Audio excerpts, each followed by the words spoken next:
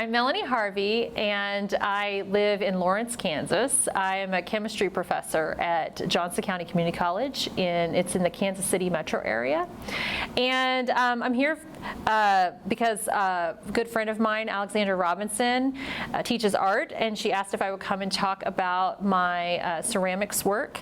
So in addition to teaching chemistry, I have been selling work and working as a ceramic artist for the past 10 years.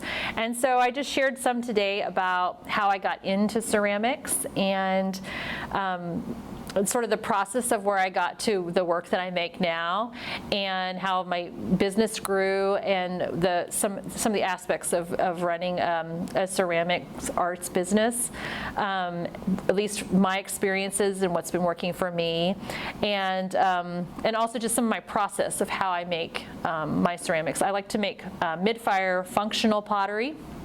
So all my stuff is meant to be used. It can go in the dishwasher and the microwave, but I like to make it sort of whimsical and fun, and I use a lot of vibrant colors.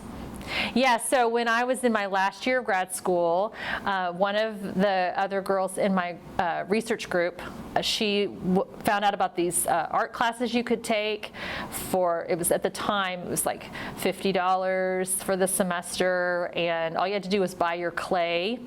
And but it was a pottery class and in the evenings, and I took that class with her and two other girls that were also chemists, and it was my last year. I was getting my PhD and I was working on my dissertation, and I could go into the open studio every evening, and so I would go to the lab all day and work on my research and writing up my dissertation, and in the evening I would go to the ceramics pottery studio. And then later I kind of knew that I wanted to do this, and so when I got my own house and my first teaching job, I started sort of one summer I bought a wheel, and then the next summer I bought a kiln, and then I started just getting better. And it was later that I decided I wanted to make stuff and sell it.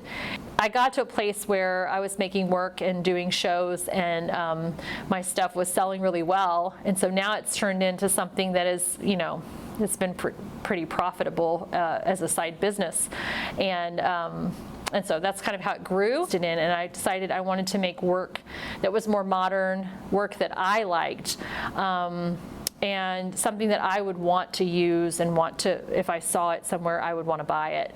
And so that was kind of my goal. And I also wanted to sort of have my own voice in clay, and have sort of this is what my work looks like, or this is what I do. And so it's just evolved over time. I got into using these decals, laser printer decals of images of drawings. So I start with the drawing, and part of that was just simply that it's almost like if I draw it, then it's mine and I can do whatever I want with it.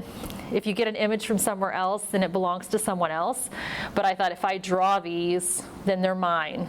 I got to this place where everything's like rainbows, and it's been that way for a number of years. I've been using rainbow colors. I find that the materials and everything let me do all kinds of fun, whimsical, colorful designs with very detailed imagery that I can scale because I'm using those decals. I can make them really tiny. I can put them on a spoon.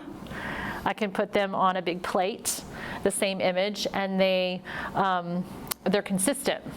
The biggest challenge for me has been that I have family obligations. I have kids, and finding time to make art, you have to just decide that you're going to carve out that time, that's going to be important to you, and you have to figure out how to balance that work-life balance.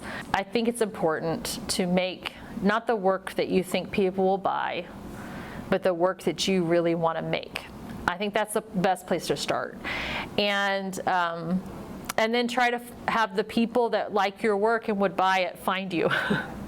Because I think I was making a little more traditional stuff at first. Even within, when I started selling work, some of my stuff was a little on the traditional side, on the safe side. It wasn't this bright rainbow color stuff.